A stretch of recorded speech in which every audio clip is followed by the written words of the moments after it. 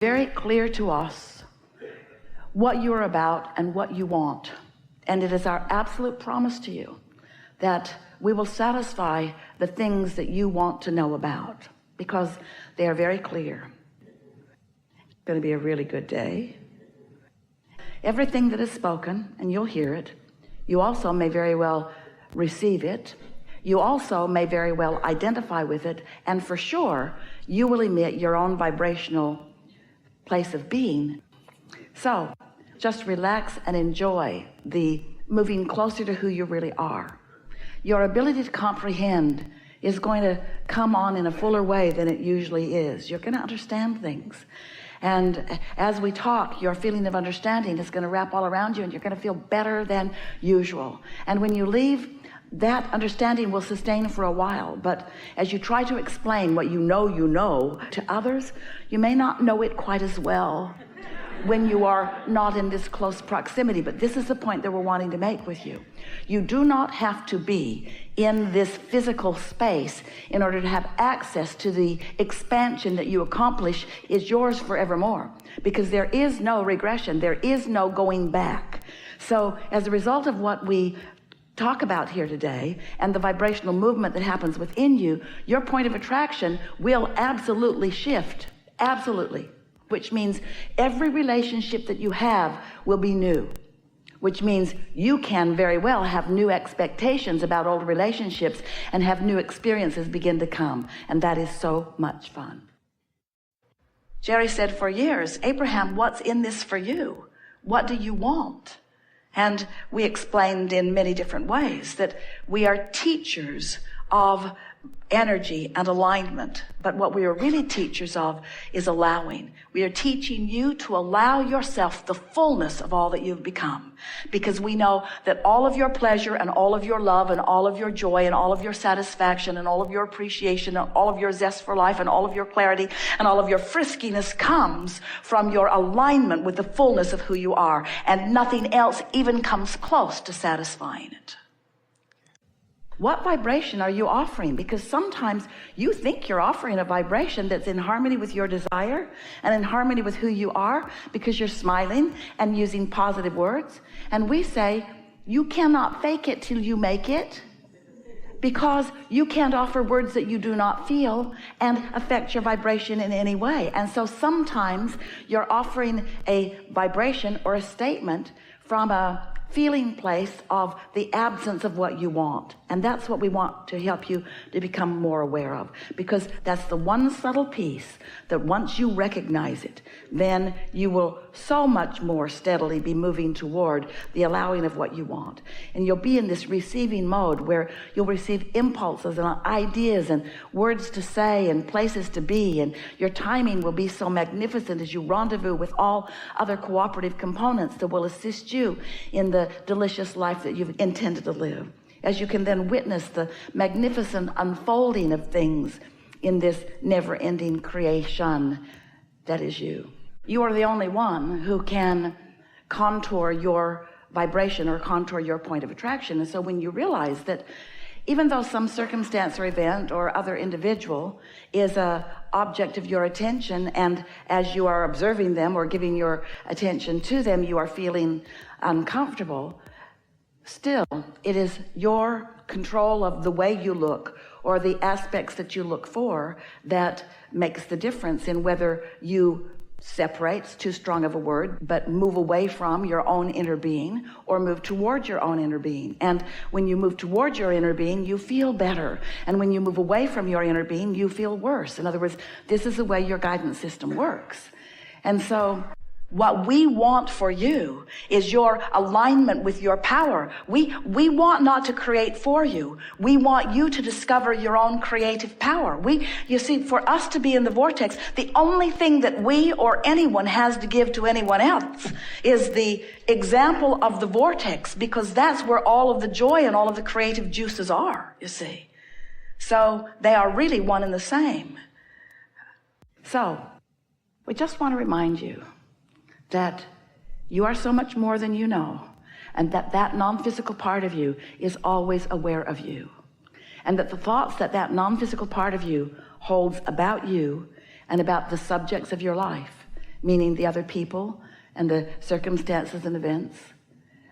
What your inner being knows about you, as you come to know it too, you'll not only feel wonderful, because it feels good to feel good, but you will then be the witnesser of the universe and its universal power and focus, working things out for you. It's so delicious to be this leading edge creator that you are in your physical body and working with the laws and the power of the universe. And it is so hard to be working against it. And without even knowing it, you've picked up physical habits along your trail that cause you to work against yourself. Nobody else has any power against you. So it doesn't matter what anybody else is doing, they can't negatively affect you. But what you think about them can negatively affect you. It's what you think about what's going on with them, because it has to be an active vibration within you to affect you. So an active vibration within you could be about a lot of things, couldn't it? And so that's what we want to help you recognize and clarify and clean up just a little bit if you want to. Someone is feeling unappreciated, and they want to be appreciated. It feels so good when someone holds you as their object of attention and adores you or appreciates you. But they're not feeling that. They're seeing others get it, but they're not feeling it. They sort of have their tail between their legs, and things aren't going that well for them, and they're feeling sort of down and out, and like things are unfair, and people aren't treating them like they want to be treated, and on it goes. And so this person is wanting to know from us, how can I be more appreciated? And our answer is always the same. Find something to appreciate. Because as you find something, whatever it is, a flower, a butterfly, a cat or a dog, a rainbow, a cloud, a dolphin jumping, something good to eat, as you find anything to appreciate, as you offer your appreciation, your vibration raises, because you can't appreciate without being a vibrational match to source energy. And when you're appreciating, now you are the attractor of appreciation. But you can't control what others are doing. You can't control the appreciative state of others, because you can't stand on your head in enough different ways to get someone who's out of the vortex to appreciate you. And when you try, you will pronounce yourself a failure. But you can become an avid appreciator. And what you begin to discover is it was never someone else's appreciation of you that you were looking for. It was your alignment with the energy of love, with the energy of source, with the energy of appreciation. That's what fills you up, you see. You get so full of it that it doesn't matter to you what others are flowing to you, other than it is so delicious to be the recipient of someone's appreciation, because it means they're in the vortex. So it turns out you can't be selfish. You can't adore appreciation from another and separate yourself from your gladness of their alignment, you see. You see how it works? You cannot be an appreciator without being appreciated. And it turns out it's being the appreciator that matters most, you see. That's why your inner being stands in a state of never-ending appreciation and adoration of that which you are, has practiced the vibration of that so eternally that is all that can be offered from the source within you. And when you find a different vibrational stance, then you separate yourself from that. And then we come along and say, we want you to be so selfish that you care about aligning with that energy that creates worlds. And then, like your inner being, you become an uplifter. Only you're like the satellite dish that's beamed in a little closer, you see. In other words, the giving puts you in the vibrational stance of the receiving. But if you've got your sights on receiving and you're not in alignment, it can't come to you. And that's when you start making claims of deprivation, you see. So when you once you've launched this rocket, once you've identified with clarity what you prefer, and sometimes it takes a little bit of life experience to do that.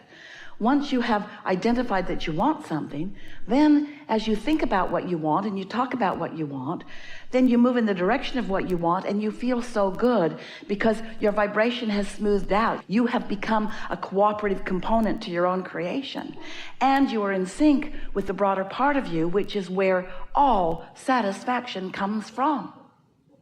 But as humans, you sometimes, often, an unreasonable amount of time as far as we are concerned, you care what other humans think about things more than you do about finding resonance with the greater part of you, with this very wise, very old, very expansive part of you.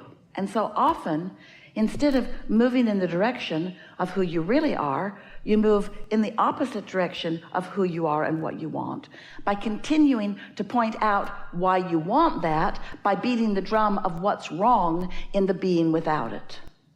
And you get what you think about. So there are a lot of people that try to fill that gap with stuff. They buy one more thing and bring it home, or eat something, or snort something, or shoot something, or drink something. In other words, they want relief from resistance. But we know that you want far more than a relief from resistance. You want the fullness, the full embracing of the fullness of who you are. You are creators with the power to create worlds flowing through you, you see.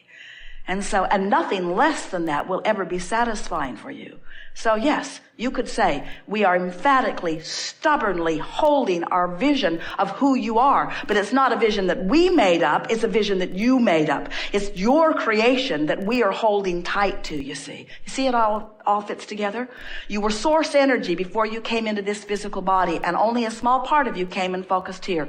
The larger part of you still exists in this vortex. As you explore the contrast, knowing what you don't want, knowing what you do want, you launch these rockets, which your inner being, and that's where we stand. We stand inside this vortex, holding steady the vibrational stance of all that you've asked for as you incrementally increase your vortex, as the capacity of who you are continues to increase. We hold steady to that vision. We hold steady to that vision, knowing with everything that we are that you will return to the vortex. And we know it for sure because when you croak, you have no choice, because when you withdraw your consciousness from things that are bothering you, you reemerge into the wholeness of who you really are, and we revel. So why are we playing this game with you now? Because you came forth in this life experience to know the fullness of who you are, to selfishly express this energy that creates worlds. Over time, Esther has come to understand, and you are coming to understand too, perhaps, that you didn't come here to change the world so that you can feel better. You came here in order to acknowledge your own perception and acknowledge your own point of attraction and see things from a big enough picture that you can stay in balance, because once you are in balance, then you can move about with more freedom without feeling like you need to control the uncontrollable. Aren't you ready to give that up? If you have mastered control over your children, you've done them a great disservice. And we promise you, you haven't. They just got sneakier. You're not controlling them. They're just not doing the things they want to do when you're around. You teach deception by insisting that they be the way that you want them to be rather than the way that they are choosing to be. We know it can feel a little panic in the room that, oh, that means we should just let everybody do whatever they want to do. Pretty much, you don't have much other choice. But you can control your own point of attraction. And here's the most important thing. You have complete control over your own power of influence. Because when you take the time, and it does take some conscious attention, to come into alignment consistently, steadily with who you really are, the leverage of non-physical energy that moves to you and through you makes you a very influential, very uplifting person. And when you think about it, those that you are wanting to control most are usually those whom you love the most. And so it's only when you are in love, it's only when you are in that vibration of wholeness that your influence is such that you can then be like a satellite dish maybe that is beamed down closer to where they are, offering, emanating, oozing a vibration that is so in sync with the God force that you are, the love that you are, that they can then maybe come under your influence a little bit.